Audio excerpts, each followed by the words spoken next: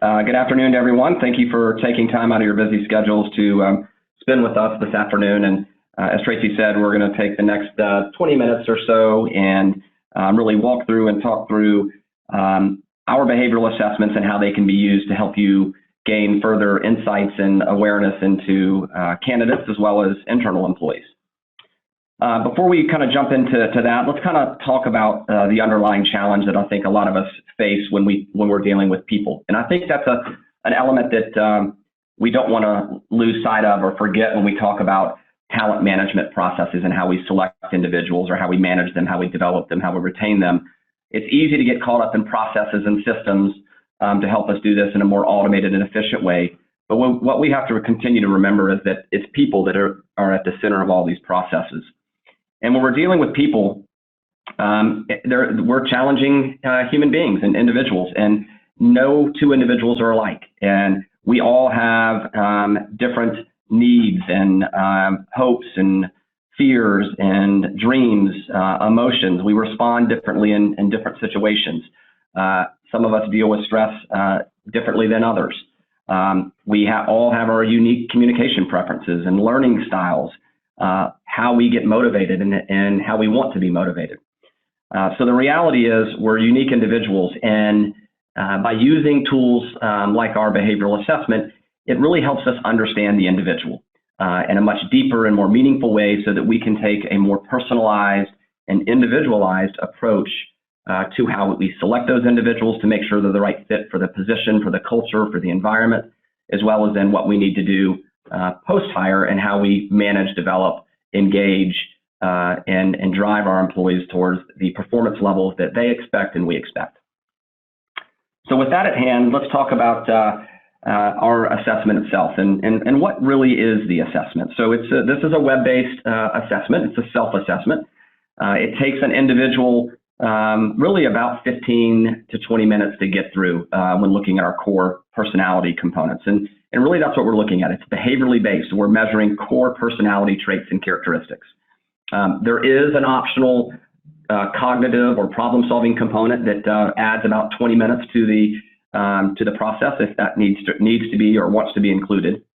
When we think about assessments, I'm sure a lot of you also ask yourselves or get asked, what is the legal defensibility of these things? And it is fully defensible from a legal perspective, a high demonstrated reliability and validity, and certainly EEOC and ADA compliant. When we think about the assessments as well, Tracy mentioned this on the front end. Oftentimes we think about using behavioral or personality-based assessments for hiring, and it's a great use, and it's a very common use. But in addition to using it for candidate selection, they're very helpful in helping us make promotion decisions, helping with coaching and development of employees, with understanding career paths and capabilities and fit for other roles in the organization, as well as for team building. We're going to touch on all those today. So what exactly kind of are we measuring? I'm sure most of you have seen this image or one very similar to this in the past, but to me it's a good visual to really help us understand when we think about people, especially in the realm of and context of work. We also are always looking at what are their competencies and skills? What knowledge do they have and have they gained over the year? What experiences have they been through that can benefit us as an organization, them in their role? As well as we want to look at kind of the values, traits, motivations, and interests of that individual. And those are really what are the building blocks for an individual. They're the ones that are a foundation to who they are. They're largely ingrained in who we are. And that's really what we're measuring is this bottom tier here, these values, these traits, and their motivations and interests. Okay, so with that, let's take a look at the system itself. And we're going to start by looking at it from a candidate perspective. So we think about the insights that we gather here. We've got candidate insights, we've got employee insights, and we've got team insights that we're going to be talking through. So first we're going to be looking at is a candidate insight. So this is the output of a report, and as I mentioned, the candidate completes it online. Takes about 15 minutes to complete, and this report is immediately available and automatically generated for you. So let's walk through and kind of see the information that we can gather from this. So we start off with a narrative description of the individual. this is going to really help us understand who this person is. So it's really, think of a storyboard really about this person. So we break it down into their problem-solving skills, their emotional and motivational patterns, and their interpersonal skills. Again, a great way for me to take a couple minutes to look through this to really understand what is this person like? How do they respond and behave in different situations? So a lot of good information there. We then also can provide, and this is an optional element of the report as well, but a lot of you probably heard of the Big Five. So here we can report on where this individual scores on each of those Big Five traits. And again, can see for each of those and the descriptions around those to help us, again, gather a little bit more information at a higher factor, what we call those 5 factors for the individual. As we move on, we're now going to start to get some more granular information. And we really get into the meat of the report, which starts here with where they fall on each of the 16 traits that we measure. And so that's an important part that we are measuring 16 core personality traits and characteristics. A couple things to point out here. One, in this example, we have actually compared this candidate to that of a benchmark profile for a manager within a fictitious organization. And an important part of any assessment and how we use it is not only to learn about the individual, but the ability to also then create a benchmark profile, or what we refer to as a peak performer profile, by testing current employees in the organization, looking at performance data that you may have or that we can gather through that process, all with the goal of identifying what are the specific traits and characteristics that are predictive of success for this particular position, in this case, a manager within this organization. So that's what we refer to as our benchmarking or profiling process. So here we can see, first and foremost, how similar this candidate is to that benchmark profile. This is a pretty good fit here at an 83. So right off the bat, we know there's a pretty good fit to the role here. We can also see by the orange dot here where the individual scored on each of the 16 traits. You'll notice also the green bar. That is a visual representation of where we want that individual to score based on the profiling process that we created for this manager position. The traits that are in blue, that blue italics, the reason they're in blue and italicized is because through that benchmarking and profiling process, those are the specific traits that showed up as being the key predictive traits for success to be a manager at this fictitious organization. So we can very quickly see good fit, where do they score on each of these, and more importantly, where do they fall on each of the key traits. Okay. As we continue down, we're also going to be able to see in this example, and it's important to mention, we may have more than one benchmark profile that we create within a client organization. And it's nice to know that we can test a candidate once and then, without having to retest them, automatically compare them and see how they would fit to be any of the other positions that we've created. So as I mentioned, career pathing and what other roles this person might be a good fit for. This is a nice visual clue for me to be able to see that. If I want to look at the specific graph, I certainly can. We can also provide, as we continue on, more detailed descriptions and definitions of each of the traits. I'm going to skip through this in the interest of time, but it is a nice tool to be able to help there as well. If we include the problem-solving component, we can see how the individual scored on not only that section, but also how do we break that down into verbal, quantitative, and analytical skills and capabilities here. So allows us to break down that problem-solving component a little bit further. From there, we then identify potential assets and potential limitations that this individual has. In this case, we can see it's about 5 or 6 or so assets, and it's identified 3 potential limitations. So when we're thinking about looking at a candidate, somebody we are hoping to get to know better through our interviewing process, we compare them against the profile. They look to be a good fit, but we still want to probe further. So these limitations can be helpful, and then we take each one of those limitations and break it down even further by providing a behaviorally based interview guide. So how can I probe this to determine, is this going to be an issue, or is it something they've been able to overcome? So as you see, lots of questions to probe, maybe even more importantly, what to listen for in their response. I can see that right in here as well. In addition to the interview questions, we get behaviors to look for, background questions we can ask, again, to probe and determine, has this been an issue? So as you can see, a lot of valuable information here. Another element we can add to this report is coaching tips and developmental recommendations. So if we were to hire the individual now, it will help guide us towards an onboarding and development plan and help the manager by knowing how to coach this person further. Okay, now that we have looked through the candidate insights and how that can be helpful of understanding the candidate and their fit to the position and role, let's shift gears and talk a little bit about how do we use that post-hire. We've got this individual through the door. We know they're a good fit, but we want to continue to leverage the data that we have to help them have a better experience in the organization and to help their manager really understand, again, at a deeper level, who this person is that's on their team and how they can take a more personalized approach with how they manage them day in and day out. So within the TQ platform, we can see here, first, from an employee insight perspective, everybody who's taken the assessment will have on their homepage some insights here that are really think of this as a development tip of the day. We all used to have the calendars on our desk that you could tear off that had a quote of the day or a joke of the day. This is your development tip of the day that is automatically updated, and every time I refresh the screen, I'm going to get a new one. So very helpful from that perspective. As a manager, I can also take a look at the profile for each one of my direct reports. And a central part to our broader TalentQuest talent management platform centers around this concept of a profile. And this gives us a lot of information about the employee, as you can see here. It's going to give me information about their date of birth, their hire date, their information about compensation, who their manager is. We can see employment information, skills, etc., all right here within the platform. So lots of information to see within this.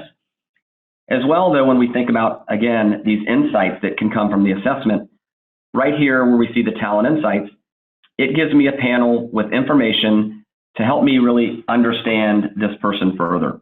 So as the manager here, in addition to knowing their hire date and their skills and their career interests and education and all those types of things, the system is going to leverage the data from the assessment to help me understand the person. Who am I dealing with? So in this case, what is this person's key assets? And I can see that they're creative and a strong problem solver. Well, what does that really mean? And how do I leverage that day in and day out as their manager? It's also going to provide me a suggested management approach. If I've got a big team, it's very, very helpful for me to really understand each person on the team and how do I need to deal with them differently based on their behavioral styles and tendencies. So in this case, we can see that Rolo has a low tolerance for frustration, can also be shy. So how do I use that information and manage them accordingly? So think of the value that you can get from having this level of information for each and every employee on your team. Okay, now let's shift gears and think about another use case when we think about how we create these talent insights. And as you're seeing, we also embed them in contextually sensitive ways throughout our platform. So the next use case I want to talk through is really around performance management and performance feedback. Again, as we think about that, the conversation is such a critical piece of performance management. Ratings are important, information is important, but it really is about the conversation.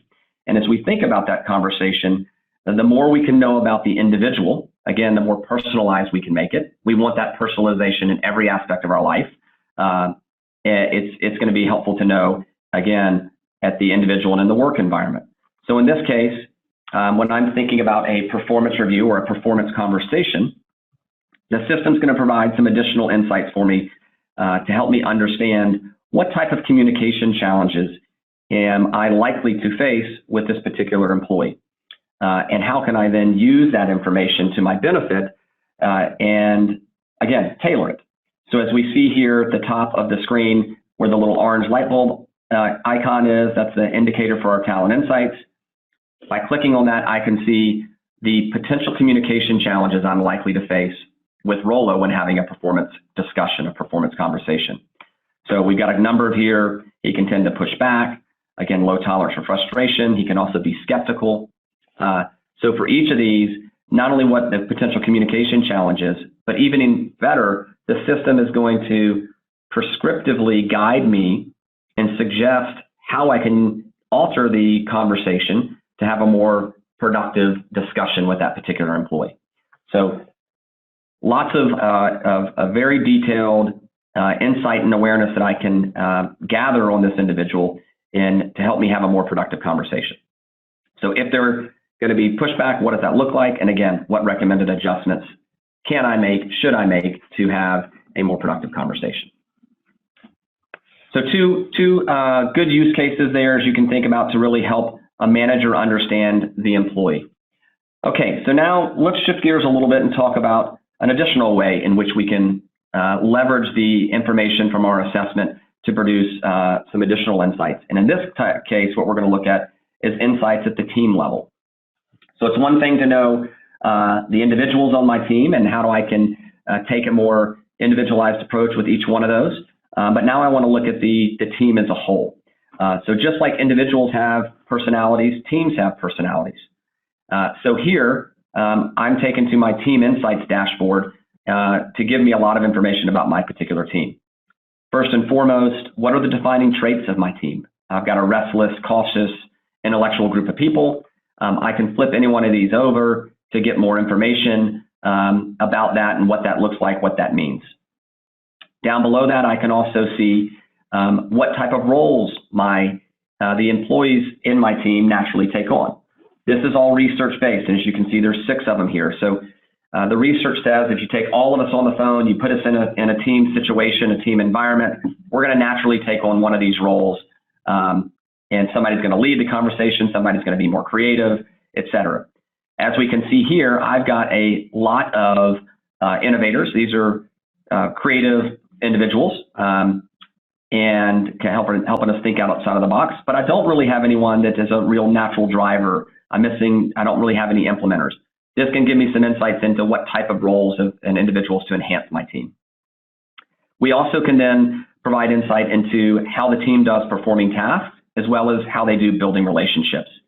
In this case, we can see my team is a very independent group of people. Well, that can present some challenges when we think about relationship building.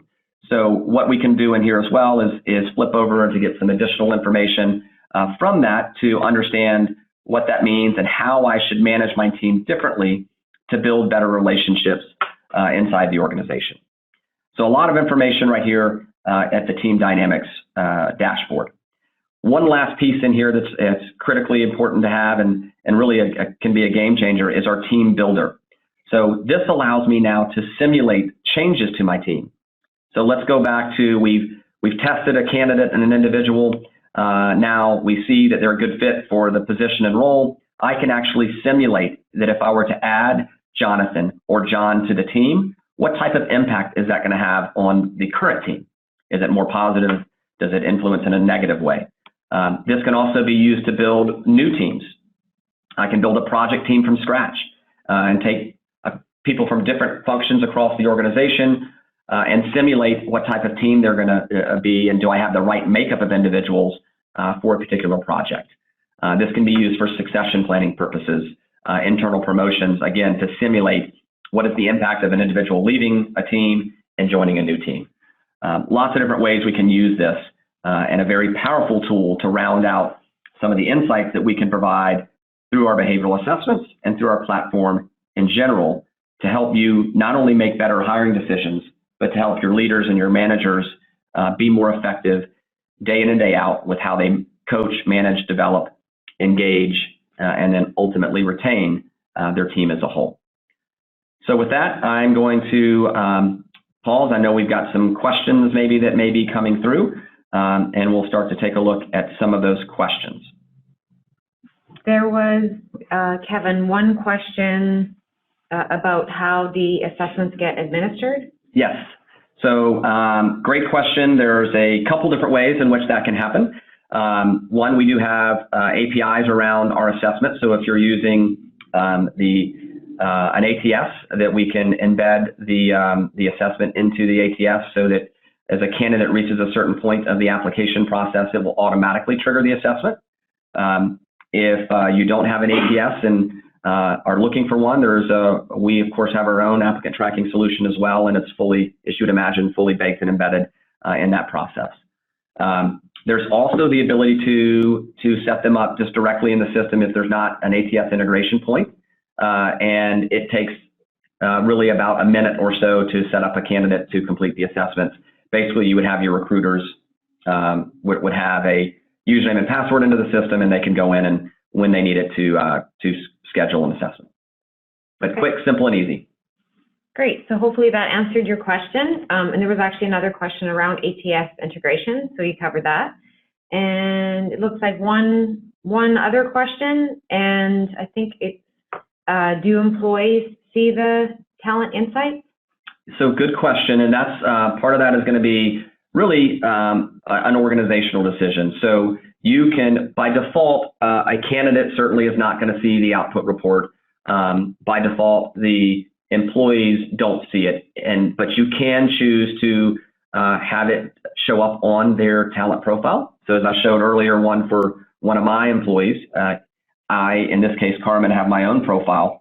And if we want to, we can make it available to them. When we do that, we typically do a condensed version of the report. It's what we refer to as a development report.